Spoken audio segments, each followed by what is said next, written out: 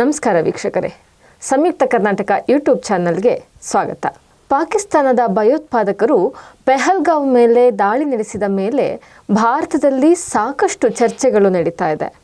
ಅದರಲ್ಲೂ ಈ ಭಯೋತ್ಪಾದಕರ ನಿಗ್ರಹವನ್ನು ಹೇಗೆ ಮಾಡಬೇಕು, ಅದರ ಜೊತೆಗೆ ಪಾಕಿಸ್ತಾನಕ್ಕೆ ಯಾವ ರೀತಿ ಬುದ್ಧಿಯನ್ನು ಕಲಿಸಬೇಕು ಅನ್ನುವ ಚರ್ಚೆಗಳು ಸಾಕಷ್ಟು ನಡೀತಾ ಇದೆ. ಹಿಂದೂಗಳ ರಕ್ತ ಕುದೀತಾ ಇದೆ.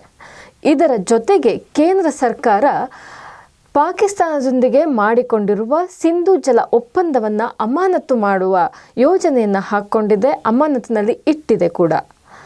ಹಾಗಾದರೆ ಇದರಿಂದ ಪಾಕಿಸ್ತಾನಕ್ಕೆ ಎದುರಾಗುವ ಸಮಸ್ಯೆ ಏನು? ಜಲ ಒಪ್ಪಂದವನ್ನು ನಾವು ಅಮಾನತು ಮಾಡಿದ ಕೂಡಲೇ ಪಾಕಿಸ್ತಾನ ಸಮಸ್ಯೆಯನ್ನು ಎದುರಿಸುತ್ತಾ? ಏನು ಈ ಒಪ್ಪಂದ? ಇದರಲ್ಲಿ ಯಾವ ಯಾವ ನದಿಗಳು ಸೇರಿಕೊಂಡಿದೆ? ಅದರಲ್ಲೂ ಪೂರ್ವ ಭಾಗದ 3 ನದಿಗಳು, ಪಶ್ಚಿಮ ಭಾಗದ 3 ನದಿಗಳು ಅಂಥೇಳಿ ಭಾರತದಲ್ಲೇ ಹುಟ್ಟಿ ಹರಿಯುವ ನದಿಯನ್ನು ಪಾಕಿಸ್ತಾನಕ್ಕೆ ನಾವು ಧಾರಾಳವಾಗಿ ಬಿಟ್ಕೊಟ್ಟಿದ್ದೇವೆ. ಹಾಗಾದರೆ ಈ ಒಪ್ಪಂದ ಯಾಕೆ ಇನ್ನೂ ವ್ಯಾಲ್ಯೂ ಇಟ್ಕೊಂಡಿದೆ? ಏನು ಇದರ ಹಿನ್ನೆಲೆ? ಇದರ ಬಗ್ಗೆ ಸಾಕಷ್ಟು ಚರ್ಚೆಯನ್ನು ಈಗ ಮಾಡೋಣ. ಈ ಚರ್ಚೆಗೆ ನಮ್ಮೊಂದಿಗಿದ್ದಾರೆ ಸಂಯುಕ್ತ ಕರ್ನಾಟಕದ ಮಾಸಿಕ ಪತ್ರಿಕೆ ಕಸ್ತೂರಿಯ ಸಂಪಾದಕಿಯಾಗಿರುವ ಶ್ರೀಮತಿ ಶಾಂತಲಾ ಧರ್ಮರಾಜ್ ಅವರು. ಮೇಡಮ್, ಕಾರ್ಯಕ್ರಮಕ್ಕೆ ಆತ್ಮೀಯವಾದ ಸ್ವಾಗತ. ಮೇಡಮ್, ಈಗಾಗಲೇ ತುಂಬ ಚರ್ಚೆ ನಡೀತಾ ಇದೆ. ಸೋಷಿಯಲ್ ಮೀಡಿಯಾ ಇರ್ಬೋದು, ನ್ಯೂಸ್ ಚಾನೆಲ್ಗಳಿರ್ಬೋದು, ನಮ್ಮ ಪತ್ರಿಕೆಯಲ್ಲೂ ನಾವು ಸಾಕಷ್ಟು ವರದಿಯನ್ನು ಕೂಡ ಕೊಟ್ಟಿದ್ದೀವಿ. ಈ ಸಿಂಧೂ ಜಲ ಒಪ್ಪಂದ, ಅದರಲ್ಲೂ ನಮ್ಮಲ್ಲೇ ಹುಟ್ಟಿ ಹರಿಯುವ ನದಿಯ 80% ನೀರನ್ನ ನಾವು ಪಾಕಿಸ್ತಾನಕ್ಕೆ ಬಿಟ್ಕೊಡ್ತೀವಿ, ಜಸ್ಟ್ 20% ನಾವು ಇಟ್ಕೊತೀವಿ. ಈ ಒಪ್ಪಂದವನ್ನು ಹಾಕೊಂಡ್ಬಿಟ್ಟಿದ್ದೀವಿ. 1960ಯಲ್ಲೇ ಆಗೋಗಿದೆ. ಸೊ ಯಾಕೆ ಈ ಒಪ್ಪಂದವನ್ನು ಮಾಡ್ಕೊಂಡ್ವಿ? ಈ ಒಪ್ಪಂದದಲ್ಲಿ ಇನ್ನೂ ಏನೇನು ವಿಷಯಗಳು ಅಡಗಿದೆ ಅನ್ನುವ ಮಾಹಿತಿಯನ್ನು ತಾವು ಮೊದಲು ಇಂಟ್ರಡಕ್ಷನ್ ಕೊಡುವಾಗ ಹೇಳಿದ್ರಿ, ಪಾಕಿಸ್ತಾನ ಹೀಗೆ ನಮ್ಮ ಮೇಲೆ ಭಯೋತ್ಪಾದಕರ ಮೂಲಕ ಇದು ಏನೋ ಆಕ್ರಮಣ ಮಾಡಿಸ್ತಾ ಇದೆ, ದಾಳಿ ಮಾಡಿಸ್ತಾ ಇದೆ ಅಂತ ಹೇಳಿಬಿಟ್ಟು ಅಂತ. ಈ ಹಿಂದಿನ ಚರ್ಚೆಯಲ್ಲಿ ನಾವು ಮಾತಾಡ್ಕೊಂಡಿದ್ವಿ.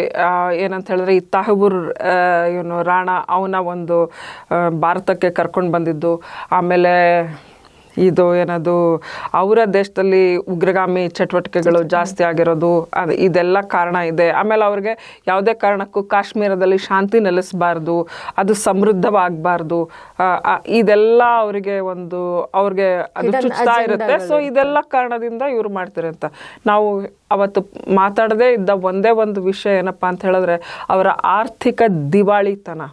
ಪಾಕಿಸ್ತಾನ ಈ ಭಯೋತ್ಪಾದಕರ ರಫ್ತು ದೇಶ ಆಗಿರೋದ್ರಿಂದ ಇವರಿಗೆಲ್ಲ ಶಸ್ತ್ರಾಸ್ತ್ರಗಳನ್ನು ಕೊಟ್ಟು ಕಳಿಸಿ ತನ್ನ ಕೈಯಿಂದ ಅದೇನು ಹಾಕ್ಕೊಳ್ಳಲ್ಲ. ಅದು ಒಂದು ಇಂಟರ್ನ್ಯಾಷನಲ್ ಅಜೆಂಡಾ, ಭಾರತಕ್ಕೆ ಒಂದು ಏನೋ ಅನ್ರೆಸ್ಟ್ ಮಾಡ್ತಾ ಇರಬೇಕು, ಇಲ್ಲ ಶಾಂತಿ ಆಗ್ತಾನೆ ಇರಬೇಕು ಅಂಥೇಳಿ. ಸೊ ಆ ಕಾರಣಕ್ಕೆ ಎಲ್ಲ ಒಗ್ಗೂಡಿ ಅವ್ರಿಗೂ ದುಡ್ಡು ಕೊಟ್ಟು ಅವರು ಇದು ಮಾಡ್ತಾರೆ. ಆದರೆ ಇವರು ಅಭಿವೃದ್ಧಿಗಿಂತ ಜಾಸ್ತಿ ಅವರ ಅಜೆಂಡಾ ಅಭಿವೃದ್ಧಿ ಇಲ್ಲ, ಅನ್ರೆಸ್ಟ್ ಇದೆ ನಮ್ಮ ದೇಶದಲ್ಲಿ. ಅದೇ ಎಸ್ಪೆಷಲಿ ಭಾರತದಲ್ಲಿ ಅವ್ರಿಗೆ ಅಶಾಂತಿ ಮೂಡಿಸ್ಬೇಕು, ಗಲಭೆ ಎಬ್ಬಿಸ್ಬೇಕು, ಇದೇ ಅವರ ಅಜೆಂಡಾ. ಆದ್ರಿಂದ ಅವ್ರು ಈ ಥರದ ಕೆಲಸ ಮಾಡ್ತಾನೇ ಇದ್ದಾರೆ, ಮಾಡಿಕೊಂಡೇ ಬಂದಿದ್ದಾರೆ.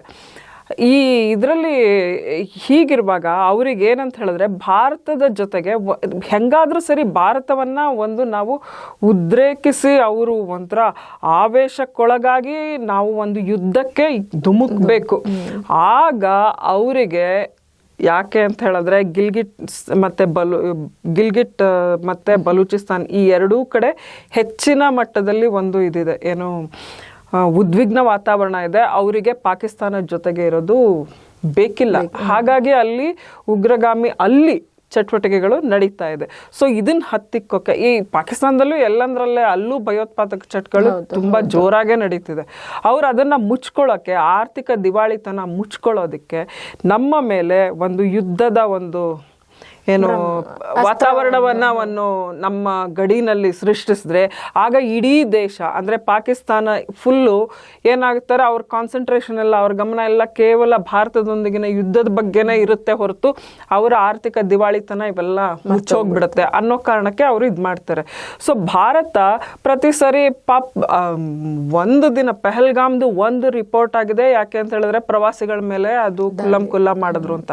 ಆದರೆ ನಮ್ಮ ಸೈನಿಕರು ಪ್ರತಿ ಪ್ರತಿನಿತ್ಯ ಕಾಶ್ಮೀರದ ಗಡಿಯಲ್ಲಿ ಗುಂಡಿನ ಚಕಮಕಿ ಎದುರಿಸ್ತಾನೇ ಇದ್ದಾರೆ. ನಮ್ಮದು ಎಷ್ಟೋ ಜೀವಹಾನಿ ಆಗ್ತಿದೆ, ಬೇಕಾದಷ್ಟು ಅನ್ರಿಪೋರ್ಟೆಡ್ ಇದೆ ಇದರಲ್ಲಿ. ನಾನು ಸೈನ್ಯಾಧಿಕಾರಿಗಳ ಜೊತೆ ಮಾತಾಡ್ತಿದ್ದಾಗ ಅವ್ರು ಹೇಳಿದ್ರು, ಮೇಡಮ್ ಈ ಥರ ನಡೀತಾನೆ ಇರುತ್ತೆ ದಿನ, ನಾವು ನಮ್ಮ ಪ್ರಾಣದ ಹಂಗನ್ ತೊರೆದು ದೇಶನ ನಾವು ರಕ್ಷಿಸಬೇಕು ಅನ್ನೋ ಕಾರಣಕ್ಕೆ ನಾವು ಅಲ್ಲಿ ಇದ್ದೀವಿ ಅಂತ ಹೇಳ್ಬಿಟ್ಟು ಹೇಳ್ತಾ ಇದ್ರು. ಅದೆಲ್ಲ ಕೇಳಿದಾಗ ನಮಗನ್ಸುತ್ತೆ, ಅಪ್ಪ ನಾವು ಎಷ್ಟು ಸುಭದ್ರವಾಗಿದ್ದೀವಿ ಅಂತ. ಇರಲಿ, ಅದ್ರ ಬಗ್ಗೆ ಆಮೇಲೆ ಮಾತಾಡೋಣ. ಫಸ್ಟ್ ನಾನು ಇದನ್ನು ಗಮನದಲ್ಲಿ ಇಟ್ಕೊಂಡೆ. ಭಾರತ ಇಷ್ಟು ವರ್ಷ ಏನು ದಸ್ ಫಾರ್ ನೋ ಫರ್ದರ್ ಅಂತ, ಅಂದರೆ ಇಲ್ಲಿವರೆಗೂ ನಡೀತು, ಆಯಿತು, ಇನ್ನು ಮುಂದೆ ನಾವು ಬಿಡಲ್ಲ ಅಂತ ಹೇಳ್ಬಿಟ್ಟು ಪಾಕಿಸ್ತಾನಕ್ಕೆ ಮರ್ಮಾಘಾತ ಕೊಡಲೇಬೇಕು ಅಂತ ಹೇಳಿ ಅವರು ತಗೊಂಡಿರೋ ದೊಡ್ಡ ದಿಟ್ಟ ನಿರ್ಧಾರ ಅಂತ ಹೇಳಿದ್ರೆ ಇಂಡಸ್ ಟ್ರೀಟಿ, ವಾಟರ್ ಟ್ರೀಟಿ ಏನಿದೆ IWT, ಇದನ್ನು ನಾವು ರದ್ದು ಅನ್ನಕ್ಕಿಂತನೂ ಅಬಯನ್ಸ್ ಅಂತ ಹೇಳಿ ಅಮಾನತ್ನಲ್ಲಿ ಇಡ್ತೀವಿ ಅಂತ ಹೇಳಿಬಿಟ್ಟು ಹೇಳಿರೋದು. ಪಾಕಿಸ್ತಾನದ ಜೀವನದಿನೇ ಸಿಂಧು. ಸೊ ಅವರು ನಮ್ಮ ಹತ್ರ ಏನೇ ಆಟ ಆಡ್ಬೋದು, ಅವ್ರು ನಮಗೇನೇ ಖ್ಯಾತೆ ತೆಗಿಬೋದು. ಸಿಂಧು ನದಿಯಲ್ಲಿ ನೀರು ಹರಿಲಿಲ್ಲ ಅಂತ ಹೇಳಿದ್ರೆ, ಸಿಂಧು ಮತ್ತು ಅದರ 5 ಉಪನದಿಗಳೇನಿದೆ ಅವುಗಳಲ್ಲಿ ನೀರು ಹರಿಲಿಲ್ಲ ಅಂದರೆ ಪಾಕಿಸ್ತಾನದ ಜನಜೀವನ ಫುಲ್ ಅಸ್ತವ್ಯಸ್ತ ಆಗುತ್ತೆ.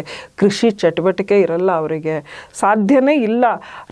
ಇದರಲ್ಲಿ ನೋಡಿದ್ವಿ, ಅವ್ರು ಪಾಕಿಸ್ತಾನ ಕಡೆಯಿಂದನೂ ಎಲ್ಲ ರಿಪೋರ್ಟ್ ಮಾಡಿ ಅದನ್ನೆಲ್ಲ ಪ್ರಸಾರ ಮಾಡ್ತಿದಾರಲ್ಲ, ಅದನ್ನ ನೋಡಿದ್ವಿ. ಅಲ್ಲಿ ರೈತರೆಲ್ಲ ಹೆಂಗೆ ಹೇಳಿದ್ರು, ನಾವು ಇದನ್ನು ಬೆಳ್ಕೊಂಡಿದ್ದೀವಿ, ಅದನ್ನು ಬೆಳ್ಕೊಂಡಿದ್ದೀವಿ, ಇದಕ್ಕೆಲ್ಲ ಇನ್ನೋರು ನೀರು ನಿಲ್ಲಿಸ್ಬಿಟ್ರೆ ನಮ್ದು ಏನೋ ನಮಗೆ ಗೊತ್ತಿಲ್ಲ ಅಂತ ಹೇಳ್ಬಿಟ್ಟು ಹೇಳಿದ್ರು. ಆದರೆ ಅವ್ರು ಯಾರ ಬಾಯಲ್ಲೂ ಭಾರತನ ದೂಷಿಸ್ಲಿಲ್ಲ. ಅವರು ನನ್ನ ರೈತರ ಮಾತನ್ನ, ಅವರೆಲ್ಲ ಅಮಾಯಕರು, ಹಾಗಾಗಿ ಅವ್ರು ಯಾರು ದೂಷಿಸ್ಲಿಲ್ಲ. ಏನೋ ಇವಾಗ ಯುದ್ಧದ ವಾತಾವರಣ ಅಂತ ಹೇಳ್ತಾ ಇದ್ದಾರೆ, ಹಾಗಾಗಿ ಭಾರತ ನೀರು ನಿಲ್ಲಿಸ್ಬಿಟ್ರೆ ನಮ್ಮ ಗತಿ ಏನೋ ಗೊತ್ತಿಲ್ಲ, ನಮ್ಮ ಹೊಟ್ಟೆಪಾಡು ಏನೋ ಗೊತ್ತಿಲ್ಲ ಅಂತ ಹೇಳ್ತಾ ಇದ್ರು. ಆದರೆ ಭಾರತ ತಗೊಂಡಿರೋ ಈ ನಿರ್ಧಾರದ ಬಗ್ಗೆ ವ್ಯಾಪಕ ಒಂದು ಶ್ಲಾಘನೆ ವ್ಯಕ್ತವಾಗ್ತದೆ. ಯಾಕೆಂದರೆ ನಮಗೂ ನಮ್ಮ ತಾಳ್ಮೆಗೂ ಒಂದು ಮಿತಿ ಅಂತಿರುತ್ತೆ, ಎಲ್ಲಿವರೆಗೆ ತಡೆಯೋಣ ನಾವೇ ಅಂತ ನನಗೆ ಇವಾಗ ನಾನು ವಿಶ್ಲೇಷಣೆ ಮಾಡುವಾಗ ಈ ಒಂದು ಅಭಿಪ್ರಾಯ. ಸೆಪ್ಟೆಂಬರ್ 19, 1960ರಲ್ಲಿ ನೆಹರು ಅವರ ನೇತೃತ್ವದಲ್ಲಿ ಈ ಟ್ರೀಟಿ ನಡೆಯುತ್ತೆ. ವಿಶ್ವಸಂಸ್ಥೆ ಮಧ್ಯಸ್ಥಿಕೆಯನ್ನು ವಹಿಸ್ತು. ನಮ್ಮದೇ ನದಿಯನ್ನು ಬಿಟ್ಟು ಕೊಡಲಿಕ್ಕೆ ನೆಹರು ಅವರು ಯಾಕೆ ಅವಾಗ ಒಪ್ಕೊಂಡಿರಬಹುದು? ನೋಡಿ, ಅದಕ್ಕಿಂತ ಮುಂಚೆ ಅಂದರೆ ಭಾರತ ಪಾಕಿಸ್ತಾನ ವಿಭಜನೆ ಆಗುತ್ತಲ್ಲ 1947ರಲ್ಲಿ, ಆವಾಗ ಭೂಮಿ, ಜಲ ಮತ್ತು ಮೆರೈನ್ ಅಂತ ಹೇಳಿದ್ರೆ ಸಮುದ್ರದ ಇದರಲ್ಲಿ, ಸೊ ಈ 3 ಒಂದು ಗಡಿಗಳನ್ನು ನಾವು ಅವತ್ತು ನಿಗದಿ ಮಾಡ್ಕೊಂಡಿರ್ತೀವಿ. ಹೀಗೆ ಇಷ್ಟು ಇದ್ರವರೆಗೆ ಬಂದರೆ ನಿಮ್ಮದು, ಅದರಿಂದ ಆಚೆಗೆ ನಮ್ಮದು ಅಂತ ಹೇಳ್ಕೊಂಡು ಮಾಡ್ಕೊಂಡಿರ್ತೀವಿ. ಅದೇ ಪ್ರಕಾರ 1948ರಲ್ಲಿ ಈ ನೀರಿನ ಹಂಚಿಕೆಗೆ ಸಂಬಂಧಿಸಿದಂಗೆ ಇಂಟರ್ ಡೊಮಿನಿಯನ್ ಅಕಾರ್ಡ್ ಅಂತ ಹೇಳಿಬಿಟ್ಟು ಒಂದು ಒಪ್ಪಂದ ಆಗಿರುತ್ತೆ ಭಾರತ ಮತ್ತು ಪಾಕಿಸ್ತಾನದ ನಡುವೆ. ಅದು ಏನಂತ ಹೇಳಿದ್ರೆ, ಆ ಒಪ್ಪಂದ ನಾವು ಪಾಕಿಸ್ತಾನಕ್ಕೆ ಅಗತ್ಯವಿರುವಷ್ಟು ನೀರನ್ನು ಕಳಿಸೋದು, ಹರಿಬಿಡೋದು, ಅವರು ನಮಗೆ ಅದಕ್ಕೆ ಪ್ರತಿಯಾಗಿ ದುಡ್ಡು ಕೊಡಬೇಕು. ನಾವಿಷ್ಟು ನೀರು ಹರಿಸಿದ್ರೆ ಅವರಷ್ಟು ದುಡ್ಡು ಕೊಡಬೇಕು, ಈ ತರಹ ಇರುತ್ತೆ. ಆಗ ಇವರು ಗೊತ್ತಲ್ಲ, ಅವಾಗ್ಲಿಂದನೂ ಇವ್ರದ್ದು ಒಂದೇ ಹಣೆ ಬರಹ ಏನು ಅಂದರೆ ಮಾತೆತ್ತರೆ ಖ್ಯಾತೆ ತೆಗಿಯೋದು. ಸೊ ಕಿರಿಕಿರಿ ಮಾಡ್ತಾನೆ ಬಂದರು.